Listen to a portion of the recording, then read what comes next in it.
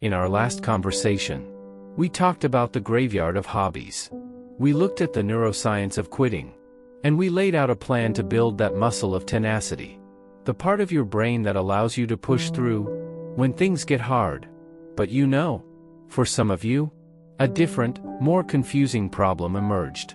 What if sticking with things is not your issue? What if your problem is that you have too many things you want to stick with? You look at your life and see a dozen different paths, and they all feel like a part of you. You are not afraid of the work. You are paralyzed by the choice. This is the classic scanner's dilemma, perfectly captured in the phrase, "I could do anything if I only knew what it was." Society has a word for you too. They call you a dilettante. Someone who is a jack of all trades, but a master of none. And the anxiety that comes with that label is immense. It can feel like your greatest strength. Your curiosity is also your biggest career liability. Today, we are going to dismantle that anxiety. We will look at the geometry of a successful career and offer a path for those of us who were never meant to just be one thing. First, we need to understand why the old career advice can feel like a trap. For the last century, the world praised the specialist. Society was a predictable environment, almost like a chessboard. The rules were clear, and the path to success was to go a mile deep in one narrow field. Psychologists call this a kind learning environment. It rewards repetition. This is the world of the I-shaped person, the expert, with a single deep pillar of knowledge. But that is not the world we live in anymore, is it? The world today is a wicked learning environment. The rules are constantly changing. Feedback is delayed, and the patterns are not obvious. Think about the difference between a golfer and a firefighter. A golfer operates in a kind environment. The rules never change, and the feedback is immediate. A firefighter works in a wicked one. Every situation is new. The rules are unknown, and their specialized knowledge might not apply. In a wicked world, the hyper-specialist can have blind spots. Now, to be clear, we absolutely need specialists. Their deep knowledge is incredibly valuable. The problem is not that the specialist path is wrong. The problem is when it is treated as the only path. When that single standard is used to measure everyone, it leaves people like you feeling like a failure. When your brain is simply built for a different kind of world.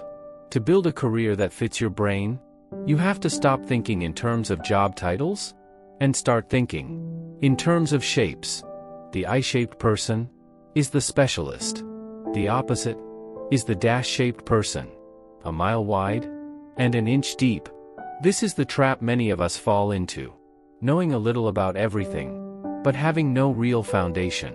This lack of depth creates a ton of anxiety, because you feel like you have no ground to stand on. But there are other shapes. The most powerful one, for a person like you, is the M-shaped professional, or the polymath. Think of it like this. Maybe your one leg is data science. You go deep there. That pays the bills.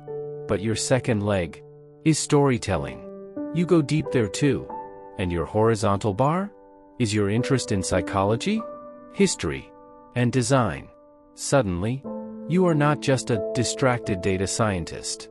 You become the person who can weave complex data into a compelling narrative that a CEO can actually understand. That combination is rare. That combination is valuable. The tool that allows a polymath to do this is called far transfer. A specialist uses near transfer, applying a skill to a very similar problem. But a polymath uses far transfer. They see the underlying structure in one field and apply it to a completely different one. A person who understands the branching structure of a tree's root system might suddenly see a better way to organize a company's database. A musician who understands harmony and counterpoint might look at a piece of software code and see a more elegant way to structure it. That is far transfer. It is the ability to see the music not just the notes. And all those seemingly random interests you have collected over the years, they form the very library of metaphors you will pull from to create these kinds of breakthrough insights. So how do you actually build this M-shaped life? It requires a different strategy. The first is serial mastery. You cannot build all the pillars at once. That just leads back to the shallow dash shape. You must pick one pillar and commit to it for a season, maybe 6 to 18 months or so. Now, the big question is, which one to pick first? The anxiety of this choice is what paralyzes most scanners. The secret is to lower the stakes. You are not choosing for the rest of your life. You are just choosing for this season. A good first pillar is often the one that creates the most stability. The one that can become that good enough job we will talk about. Or it could be the one that simply has the most energy and excitement around it. Right now, pick one and give yourself permission to pour your focus there. You build one leg until it is strong, until you feel you have mastered the core, 80% of it. This doesn't mean you need to be a world-class expert. It just means you have reached a level of fluency where you can solve most common problems without running back to the instruction manual. When your curiosity in that area feels satisfied for now, you make a conscious choice. This is not quitting like a dabbler, running from the pain. This is strategic quitting. It is a graduation. You are deliberately choosing to begin building your next pillar. This requires a second strategy. If your mind is naturally drawn to exploration, it can be a powerful choice to have a day job that provides stability without draining all of your cognitive energy. Many of the great polymaths did this. It was the stable ground that allowed their mind to wander the universe. You may need to reframe your day job. It's not just about the paycheck. It's a strategic asset. A low-drain job leaves you with a surplus of your most valuable resource, your mental energy, which you can then invest in building your other pillars. A high-passion, high-stress job might sound exciting, but if it consumes 110% of you, it leaves no room for the exploration your brain craves. The final piece is a system. Because let's be honest, a scanner's brain generates more ideas than it can possibly hold on to.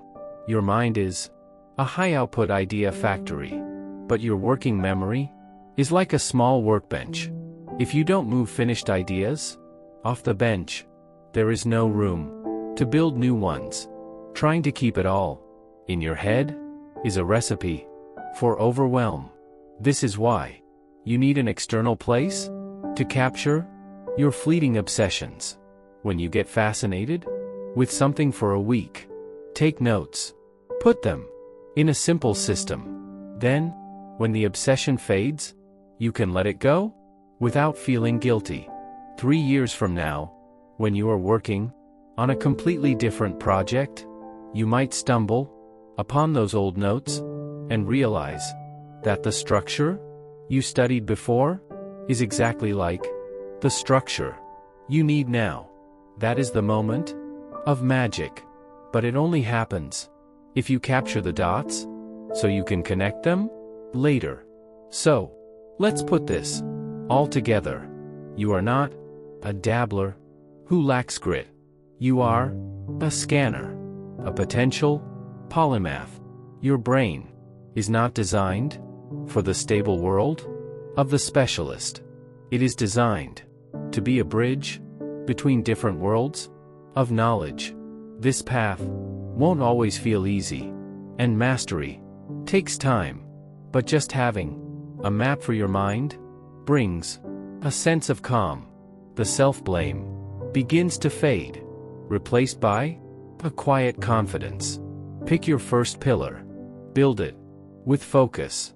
Use your job as a stable platform, not a cage. and build an external system to hold your endless sparks of curiosity. You were never meant to master just one thing. You were meant to be the person who can see how everything connects. And to help you get started on this, I have created a new free PDF guide for you called the Polymath Field Guide. It has a simple framework for auditing your interests and designing your M-shaped career. You can download it using the link in the description. Now, if you found yourself listening to this and thinking, my problem isn't that I have too many interests, my problem is that I quit the moment things get difficult. That is perfectly okay. That just means you are at a different part of the journey. I would recommend you start by watching our previous video. It will give you the tools to build that first foundational muscle. You can click on it right here. Thanks for watching. I hope this gives you something useful you can actually try. And I will see you in the next one.